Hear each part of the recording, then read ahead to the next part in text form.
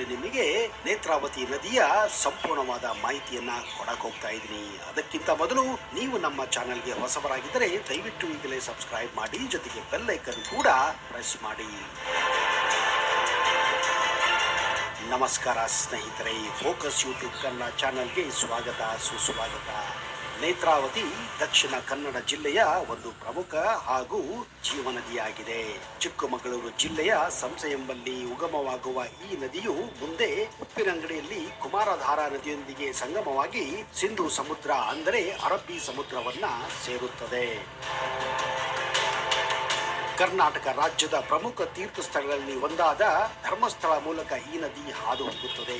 ಆದ್ದರಿಂದಲೇ ಇದನ್ನ ಭಾರತದ ಪವಿತ್ರ ನದಿಗಳಲ್ಲಿ ಒಂದು ಎಂದು ಪರಿಗಣಿಸಲಾಗಿದೆ. ನೇತ್ರಾವತಿ ದಕ್ಷಿಣ ಕನ್ನಡ ಜಿಲ್ಲೆಯಲ್ಲಿ ಅತ್ಯಂತ ದೊಡ್ಡ ಮಟ್ಟಿಗೆ ಹರಿಯುವಂತಹ ನದಿಯಾಗಿದೆ. ಸ್ಥೂಲವಾಗಿ ಪಶ್ಚಿಮ ಮುಖವಾಗಿ ಸಾಗಿ ಒಟ್ಟು 160 ಕಿಲೋಮೀಟರ್ ದೂರ ಹರಿದು ಮಂಗಳೂರಿನ ಪಡುಬದಿಯಲ್ಲಿ ಅರಬ್ಬಿ ಸಮುದ್ರವನ್ನ ಇದು ಸೇರುತ್ತದೆ. ಐತಿಹ್ಯದ ಪ್ರಕಾರ ಹಿಂದೆ ಹಿರಣ್ಯಾಕ್ಷನೆಂಬ ದಾನವನನ್ನು ವರಾಹಸ್ವಾಮಿ ಸಂಹರಿಸಿ ಭೂಮಿಯ ಉದ್ಧರಿಸುತ್ತಾನೆ. ಆ ಜಾಗವೇ ಈಗಿನ ಚಿಕ್ಕಮಗಳೂರು ಜಿಲ್ಲೆಯಲ್ಲಿ ಶೃಂಗೇರಿಯಿಂದ ಸುಮಾರು 20 ಕಿಲೋಮೀಟರ್ ದೂರದಲ್ಲಿ ಪಶ್ಚಿಮ ಘಟ್ಟಗಳ ಒಂದು ಭಾಗವಾದಂತಹ ಗಂಗಾಮೂಲ. ಇದನ್ನ ವರಾಹ ಪರ್ವತ ಎಂದು ಕೂಡ ಕರೆಯುತ್ತಾರೆ. ಇಲ್ಲಿಯೇ ವೇದಪಾದ ಪರ್ವತಗಳಲ್ಲಿ ವರಾಹಸ್ವಾಮಿ ಶ್ರಮಿಸಿದ್ದಾನೆ. ಆ ಮೂರ್ತಿಯ ಎಡಕೊರೆಯಿಂದ ಇಳಿಯುವ ಹನಿಗಳು ತುಂಗಾ ನದಿಯಾಗಿಯೂ, ಭೂಮಿಯನ್ನು ಭದ್ರವಾಗಿ ಹಿಡಿದುಕೊಂಡು ಬಲಗಡೆ ಹರಿಯುವ ಹನಿಗಳು ಭದ್ರಾ ನದಿಯಾಗಿಯೂ, ಕಣ್ಣಂಚಿನ ಹನಿಗಳು ನೇತ್ರಾವತಿಯಾಗಿಯೂ ಹರಿಯುವುದೆಂದು ಪುರಾಣಗಳಲ್ಲಿ ಉಲ್ಲೇಖ ಇದೆ.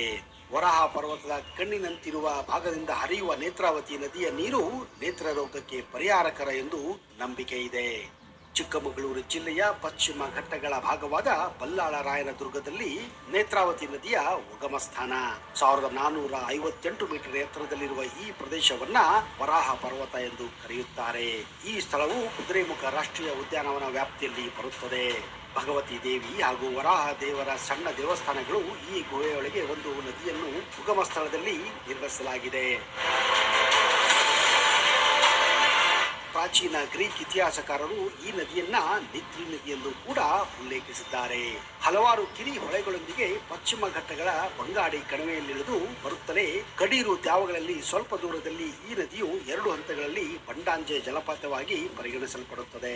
ಮುಂದೆ ಇದು ನೈಋತ್ಯ ಮುಖವಾಗಿ ಹರಿಯುತ್ತಾ ಮುಂಡಾಜೆಯ ದಕ್ಷಿಣಕ್ಕೆ ಚಾರ್ಮಡಿ ಹೊಳೆಯನ್ನು ಕೂಡಿ ಧರ್ಮಸ್ಥಳದಲ್ಲಿ ಉತ್ತರಕ್ಕೆ ಸುಮಾರು 2 ಕಿಲೋಮೀಟರ್ ದೂರದಲ್ಲಿ ಪ್ರವಹಿಸುತ್ತದೆ. ನೇತ್ರಾವತಿಯನ್ನ ದಕ್ಷಿಣದಲ್ಲಿ ನೆರೆಯ ಹೊಳೆ ಸೇರುತ್ತದೆ. ಈ ಹೊಳೆ ಇತರ ತೊರೆಗಳು ಧರ್ಮಸ್ಥಳಗಳನ್ನು ಸುತ್ತುವರಿಯುತ್ತವೆ. ಅನಂತರ ಎಡದಿಂದ ಶಿಶಿಲ ಮತ್ತು ಸ್ವಲ್ಪ ದೂರದಲ್ಲಿ ಬಲದಿಂದ ಏರುಮಲೆ ಅಂದ್ರೆ ಬೆಳತಂಗಡಿ ಹೊಳೆಗಳ ನೀರು ಪಡೆದು ಮುನ್ನಡೆಯುವ ನೇತ್ರಾವತಿ ನದಿ ಅಲ್ಲಲ್ಲಿ ಕಿರುಬಂಡೆಗಳಿಂದ ತನ್ನ ಸಂಚಾರವನ್ನ ಮುಂದುವರಿಸುತ್ತದೆ. ಆದರೆ ಹೆಚ್ಚು ಸಮತಟ್ಟಾದ ಪ್ರದೇಶವನ್ನು ಅಲ್ಲಿಂದ ಅದು ಪ್ರವೇಶಿಸುತ್ತದೆ. ಕೊಡಗಿನಲ್ಲಿ ಪಶ್ಚಿಮ ಘಟ್ಟಗಳ ಭಾಗವಾದ ಕುಮಾರ ಪರ್ವತದಲ್ಲಿ ಹುಟ್ಟಿ ಹಾಸನ, ಕೊಡಗು ಜಿಲ್ಲೆಗಳ ನಡುವೆ ಗಡಿ ನದಿಯಾಗಿ ಹರಿದು ಬಿಸಿಲೆ ಘಾಟಿನ ಮೂಲಕ ದಕ್ಷಿಣ ಕನ್ನಡ ಜಿಲ್ಲೆಯನ್ನು ಪ್ರವೇಶಿಸಿ ಕುಳಗುಂದದ ಬಯಲು ಬಳಿ ಸುಬ್ರಹ್ಮಣ್ಯ ಕ್ಷೇತ್ರವನ್ನು ಹಾದು ಬರುವ ಕುಮಾರಧಾರಾ ನದಿ ಉಪ್ಪಿನಂಗಡಿಯಲ್ಲಿ ನೇತ್ರಾವತಿ ನದಿಯನ್ನು ಎಡದಿಂದ ಬಂದು ಸೇರುತ್ತದೆ. ಅದು ನೇತ್ರಾವತಿ ನದಿಯ ಪ್ರಮುಖ ಉಪನದಿಯಾಗಿದೆ. ಮುಂದೆ ನೇತ್ರಾವತಿ ನದಿ ಪಶ್ಚಿಮ ಮುಖವಾಗಿ ಸಮುದ್ರದ ಕಡೆಗೆ ಕುಮಾರಧಾರಾ ನದಿಯೊಂದಿಗೆ ಹರಿಯುತ್ತದೆ. ತಾಲೂಕು ಕೇಂದ್ರವಾದ ಬಂಟ್ವಾಳವನ್ನು ಬಲದಲ್ಲಿಯೂ ಸುಮಾರು 5 ಕಿಲೋಮೀಟರ್ ಆಚೆಗಿನ ಪಾಣೆಮಂಗಳೂರು ಪೇಟೆಯನ್ನು ಎಡದಲ್ಲೂ ಹಾದು ಪರಂಗಿಪೇಟೆಯ ದಟ್ಟ ಹಸಿರು ಹಚ್ಚೆಯ ಬಳಿ ನಿಧಾನಗತಿಯನ್ನು ತಾಳುತ್ತದೆ ಈ ನೇತ್ರಾವತಿ ನದಿ. ನೇತ್ರಾವತಿ ರೈಲ್ವೆ ಸೇತುವೆಯು ಮಂಗಳೂರಿನ ಹೆಬ್ಬಾಗಲೆಂದೇ ಭಾವಿಸಲಾಗಿದೆ. ಈ ಅದ್ಭುತವಾದಂತಹ ನೇತ್ರಾವತಿ ನದಿ ಮುಂದೆ ಸಮುದ್ರವನ್ನು ಸೇರುವ ಮುನ್ನ 1.5 ಕಿಲೋಮೀಟರ್ ಅಗಲವಾಗಿ ನಿಧಾನವಾಗಿ ಅಲ್ಲಿಂದ ಹರಿಯುತ್ತದೆ. ಉಲ್ಲಾಳ ಸಮೀಪದಲ್ಲಿ ಫಲ್ಗುಣಿ ಅಂದ್ರೆ ಗುರುಪುರ ಹೊಳೆಯೊಂದಿಗೆ ಅದು ಸೇರಿ ಅಲ್ಲಿ ಸಮುದ್ರವನ್ನು ಸಂಪೂರ್ಣವಾಗಿ ಸೇರುತ್ತದೆ. ಸಮುದ್ರಕ್ಕೂ ಇದಕ್ಕೂ ನಡುವೆ ಕಿರಿ ಅಗಲದ ಮರಳ ದಂಡನೆಯ ಬೆಂಗರೆ ಎಂಬ ಕಿನಾರೆ ಪ್ರದೇಶವಿದೆ.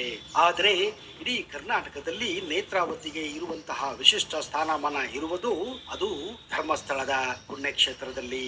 ಇಲ್ಲಿಯೇ ಆ ಮಂಜುನಾಥನ ದೇವಾಲಯ ಇರುವುದು. ಪುಣ್ಯಕ್ಷೇತ್ರ ಧರ್ಮಸ್ಥಳದಲ್ಲಿ ಮಂಜುನಾಥನ ದರ್ಶನ ಪಡೆಯುವ ಮೊದಲು ಭಕ್ತಾದಿಗಳು ನೇತ್ರಾವತಿ ನದಿಯಲ್ಲಿ ಮಿಂದು ಆಮೇಲೆ ದರ್ಶನವನ್ನು ಪಡೆಯುತ್ತಾರೆ. ಆದರೆ ಮಳೆಗಾಲದ ಸಂದರ್ಭದಲ್ಲಿ ಮಳೆ ಜಾಸ್ತಿಯಾದಾಗ ಸ್ನಾನದ ಘಟ್ಟಗಳನ್ನು ಮುಚ್ಚಲಾಗುತ್ತದೆ. ಯಾಕಂದ್ರೆ ಇಲ್ಲಿಯ ನೀರು ಕಲ್ಲು ಬಂಡೆಗಳ ಮೂಲ ಹಾದು ಹೋಗುವುದರಿಂದ ಸುಳಿಗಳು ಕೂಡ ಹೆಚ್ಚಾಗಿ ಇಲ್ಲಿ ಕಾಣುತ್ತವೆ.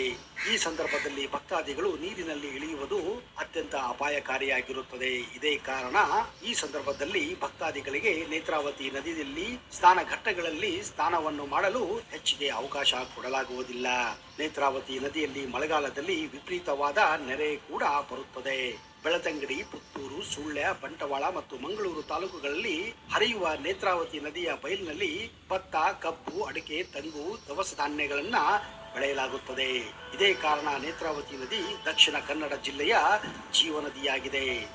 ನೇತ್ರಾವತಿ ನದಿ ನೀರನ್ನು ಬಂಟ್ವಾಳ ತಾಲೂಕಿನ ತುಂಬೆ ಎಂಬಲ್ಲಿ ಸಂಗ್ರಹಿಸಿ ಕೊಳವೆಗಳ ಮೂಲಕ ಮಂಗಳೂರು ನಗರ, ನವಮಂಗಳೂರು ಬಂದರು ವಲಯ ಮತ್ತು ಉತ್ತರದ ಸೂರತ್ಕಲ್ ಪ್ರದೇಶಗಳಿಗೆ ಕುಡಿಯುವ ನೀರನ್ನ ಪೂರೈಸಲಾಗುತ್ತದೆ. ನೇತ್ರಾವತಿ ನದಿ ಉಕ್ಕಿ ಹರಿಯುವ ಮೂಲಕ ಬಂಟ್ವಾಳ ಹಲವು ಬಾರಿ ಮಳೆಗಾಲದಲ್ಲಿ ಪ್ರವಾಹಕ್ಕೆ ಮುಳುಗಡೆಯಾಗಿದೆ. 1928 ಹಾಗೂ 1974ರಲ್ಲಿ ಪ್ರಮುಖ ಪ್ರವಾಹಗಳು ಸಂಭವಿಸಿದ್ದವು. ಆ ಸಂದರ್ಭದಲ್ಲಿ ಬಂಟ್ವಾಳ ಸಂಪೂರ್ಣವಾಗಿ ಜಲಾವೃತವಾಗಿತ್ತು. ಸ್ನೇಹಿತರೆ, ನೀವು ನಿಜಕ್ಕೂ ನೇತ್ರಾವತಿ ನದಿಯನ್ನ ನೋಡಬೇಕೆಂದರೆ ಮಂಗಳೂರಿಗೆ ಹೋಗಬೇಕು. ಇಲ್ಲ ಅಂದರೆ ಧರ್ಮಸ್ಥಳಕ್ಕೆ ಹೋದಾಗ ನೇತ್ರಾವತಿಯಲ್ಲಿ ಮಿಂದು ನೀವು ಆ ಮಂಜುನಾಥನ ದರ್ಶನವನ್ನು ಪಡೆದರೆ ನೀವು ಪುನೀತರಾಗುತ್ತೀರಾ. ಅಂತಹ ದರ್ಶನದ ಭಾಗ್ಯ ನಿಮಗೂ ಕೂಡ